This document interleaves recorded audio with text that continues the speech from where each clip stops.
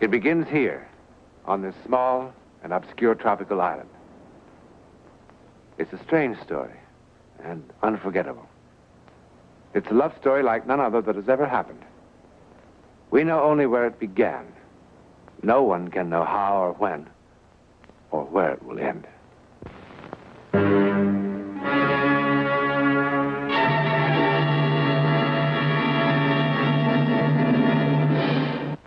A few months ago, finding myself with an unexpected 10 days off, and sort of feeling a need for a rest and a complete change of scene, I took a plane down to San Salvador. From there, I short hopped to the island village of San Torrentado, where a friend of mine had assured me I would find a small, comfortable hotel on a picturesque bay.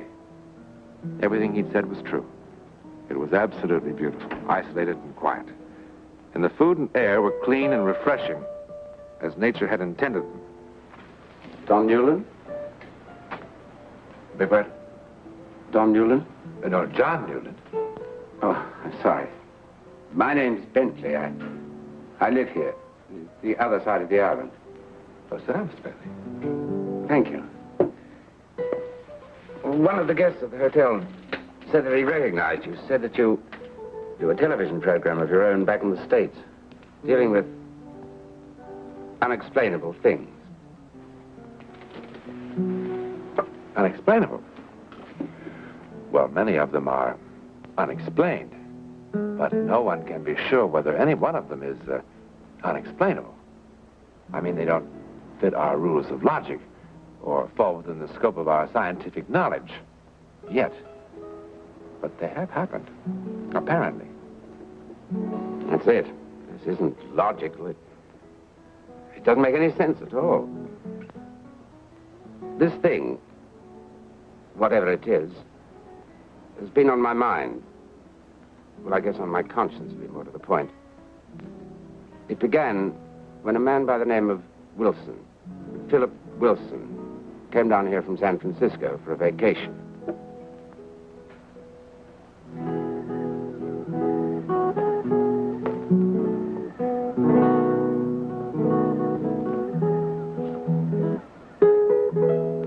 Wilson had all the things that are supposed to make a man happy. Money, success, health, good looks. But I've never seen a guy who was more disenchanted with the world.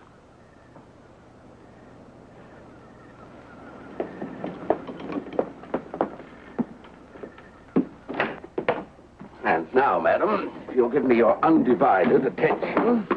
Oh, Mr. Bentley, you disappoint me. Did you escape the economic pressures of a complex society only to become a peddler of native artifacts to unwary travelers? Peddler? An artist reluctantly sells the fruits of his inspiration, and you call him peddler. Did you really make all these? Yeah, why, they're any good? I'm not much of a judge.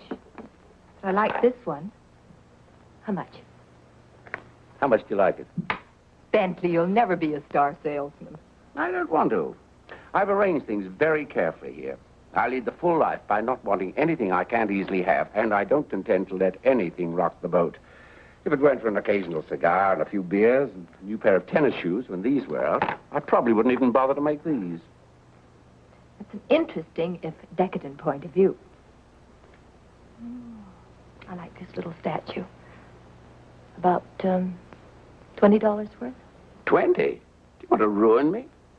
$5, not a penny more. All right. If you let me send you a good box of cigars when I get back to New York. Only if you take another one of these as advance payment. And remember, just one box. Don't louse up my life.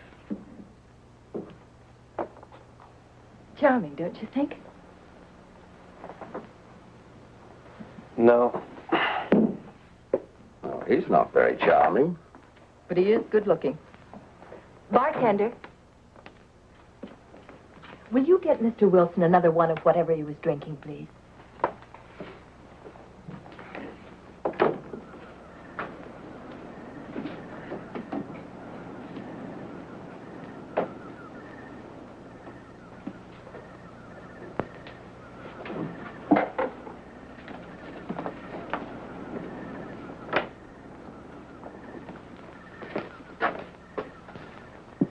I didn't order that. The lady wanted to buy you a drink. I buy my own whiskey.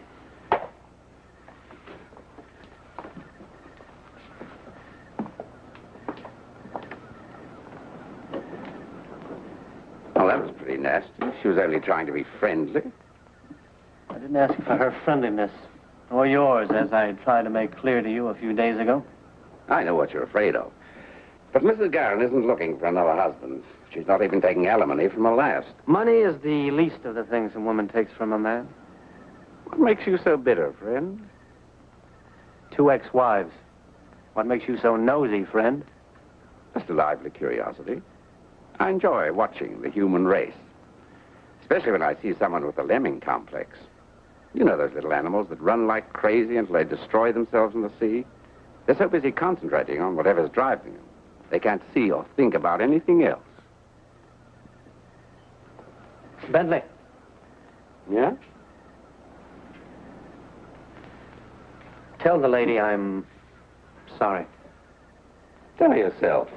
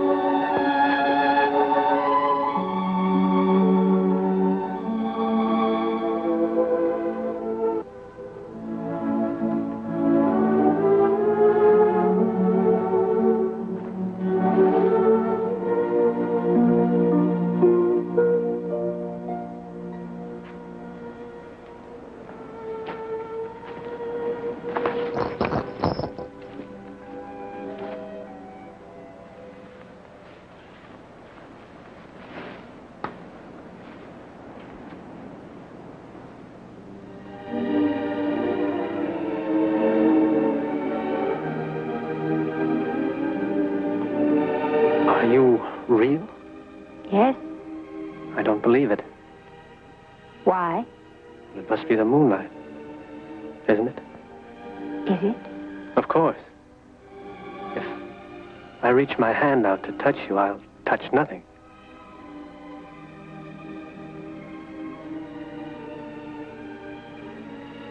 You are real. You are, too. I feel so peculiar. I know. Like a dream. No, not like a dream. Like something I thought would never happen has happened. I've known you before, haven't I? No. I've dreamed it 100 times. You, this place, this moment. It was here. It was now. And then, afterwards, something happened. Something terrible happened. What are you afraid of? I don't know exactly. Of what's going to happen. What happens is up to us. This is no dream. Believe me. This is impossible. You just touch me. Look at me. Yes? But it's too quick. Seconds. What is time to do with us now? What do you feel? You know what I feel. But it can't happen this quickly. It has. I'm frightened. Don't be. I'm frightened. Don't be.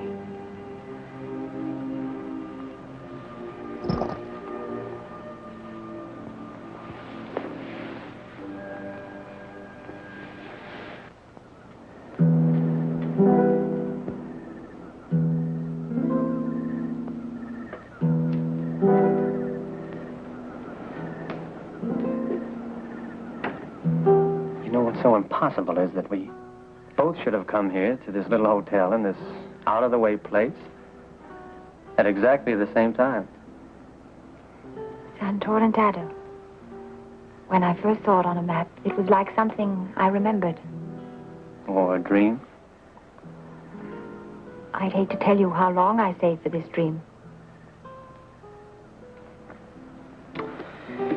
Delia. I'd like so much to know all about you. When you were vaccinated, what's your mother's name, how old you are, do you like to go swimming? What do you do when you're not dreaming? I work, and darn hard. Doing what? This. Well, that's very pretty. I designed it. May I see it?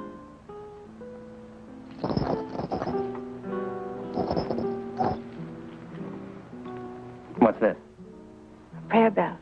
They have them in Tibet. When you hear the little noise, one remembers to offer prayers and thanks to heaven. That's lovely.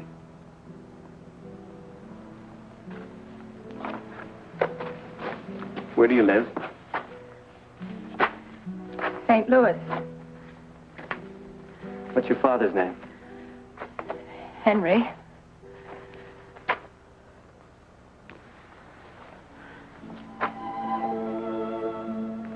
Henry, I love your daughter very much.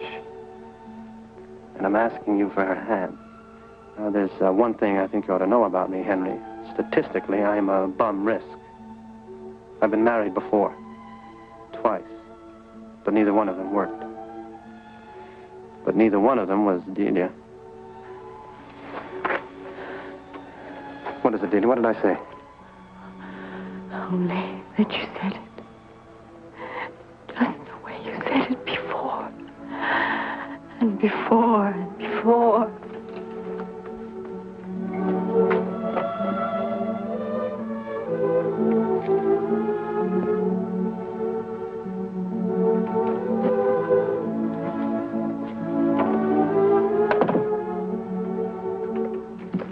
Delia. Delia.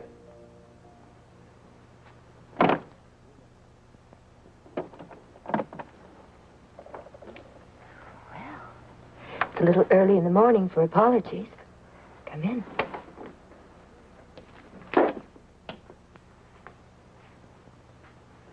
Would you like a drink? I didn't know she shared this place with anybody.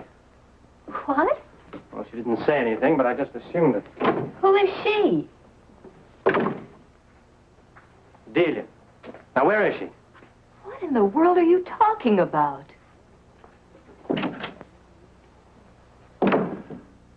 Couldn't have gone anywhere. There wasn't time. I'm sorry to say this, but I think you're in the wrong cottage. No, I just brought her here just a few seconds ago. Now, where is she? My friend, if you want to get drunk, that's your business, but leave me out of it. Goodbye, Mr. Wilson.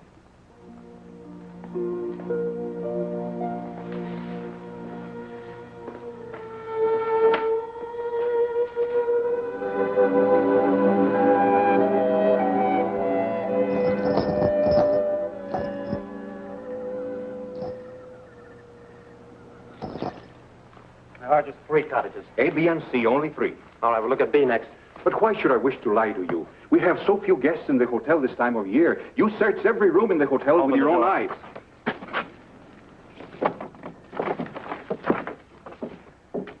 Are you satisfied, senor?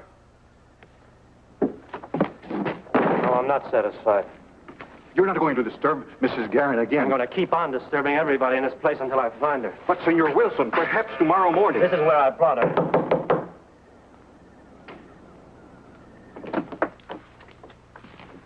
A thousand pardons, senor. I tried to stop him. Are you going to tell me what happened to her? Is this sort of nonsense part of the regular service of the hotel? Are you going to tell me where she is? Please, Senor Wilson, believe me. There is no such young lady in the hotel. Look, I've had this cottage for a week. No one else has been here tonight or any other time. I never saw your Delia or whatever her name is. I never saw her.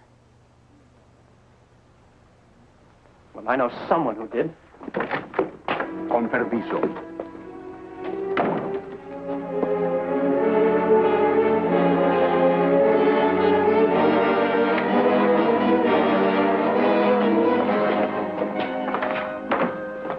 It's closed. Tell him.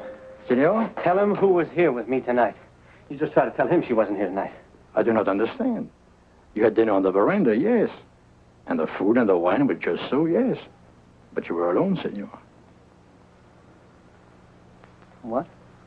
You said it was for two, and I served dinner for two. But I only charged for one. You were alone, senor. I only charged for one, senor Maduro. I only charged for one. You signed a check you did not see. I suppose you don't remember the seat today. Oh, but of course. It was left on the table. And who was wearing it? I cannot say. It was left on the table. It is all I know. Tell the truth. Why don't Senor! you tell the truth? Senor! What have you done with that? But Senor Wilson, If please. you've done anything to her, I'll kill you. I swear it. I'll kill you. He went to see the United States consul. He made such a fuss that they investigated. They checked all the steamship companies, with the freight lines. They checked every ship of every kind that was in these waters at that moment, with the scheduled and unscheduled airlines, the passport department in the States. But they found nothing. After all, they only knew her first name, Delia, and that she was supposed to live in St. Louis. Is that the end of the story? I only wish that it were. Well, after a few days, Wilson went to St. Louis and began searching for some trace of the girl. He checked all the jewelry manufacturers, all the designers, everything he and the detective agency had hired could think of. But no one had ever heard of such a girl. He tried to find out who made or sold bracelets like the one he had, but he didn't get anywhere. After months of searching, he came back here. What for? To wait for her, he said. He was sure she'd come back. That was 8 years ago. He gave up everything back in the States and just stayed on here week after week, month after month, waiting. And he began to drink. He hardly ever spoke to anyone.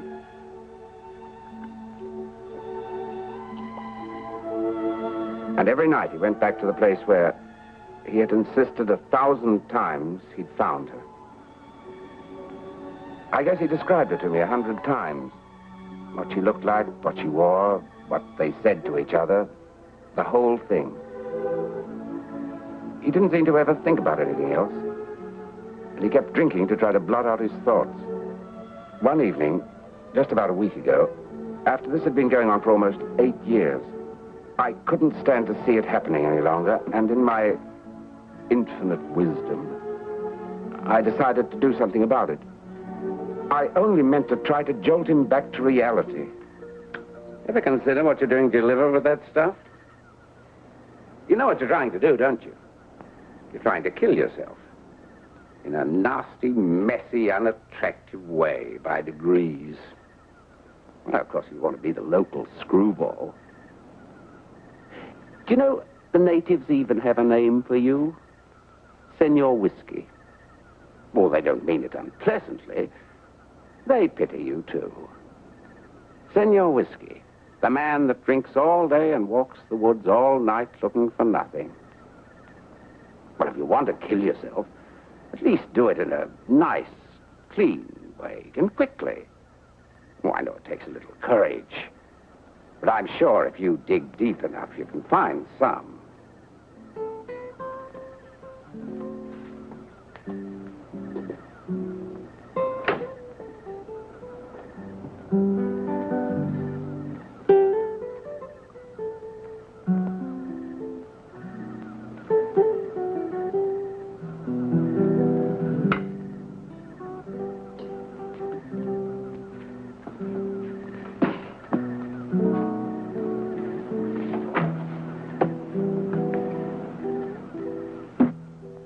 The next morning, the police found his body about 2 miles down the coast.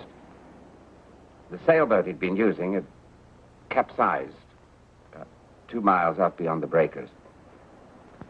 When they found him, this was clutched in his hand. The police listed it as accidental death. But what was he doing at 3 o'clock in the morning in a sailboat? I sent him out there. And then the next evening, as I was walking Wilson's route, as a sort of penance, thinking about what a fine specimen of humanity I am, that I can tell other people what to do with their lives.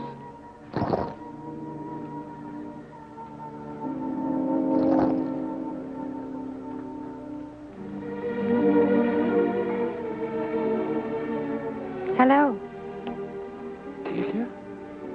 Yes, Is Delia Delia Houston. from St. Louis? What does the hotel do? Give out a biography on each of its guests.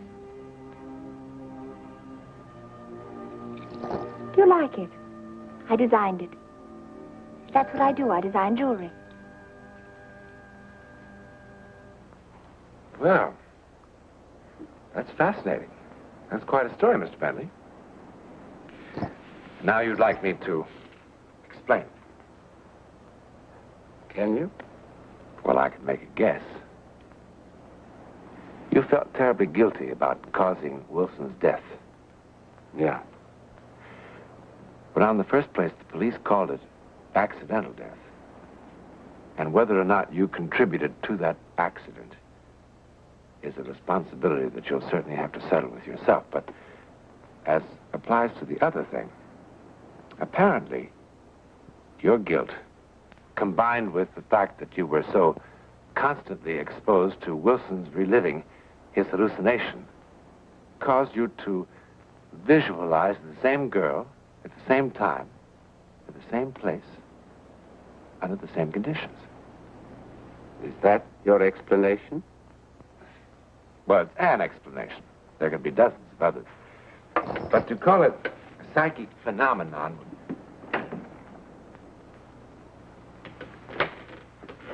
Delia?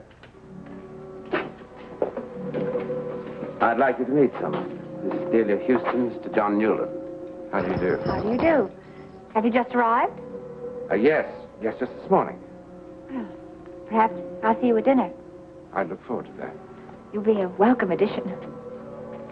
Thank you.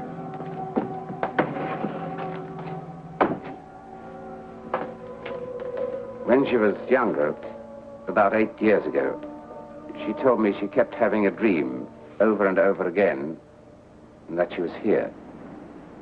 You can check everything I told you. Yes, Hunter.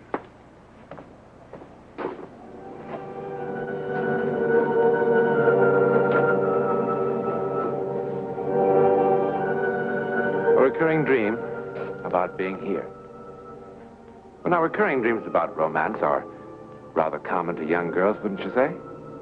But if Delia did appear to Phillip Wilson, and this would certainly seem to indicate that she did, students of psychic phenomena would call it teleportation. That's how they would explain it. The transportation of the being from one place to another, in time and in space. In this case, into the future as well. But why did it happen? Well, maybe Phillip Wilson and Delia are meant to meet that way someday. And perhaps they will, sometime, somewhere. You know, there are millions of people who do believe that we live other lives before and after this one. In a moment, a word about next week.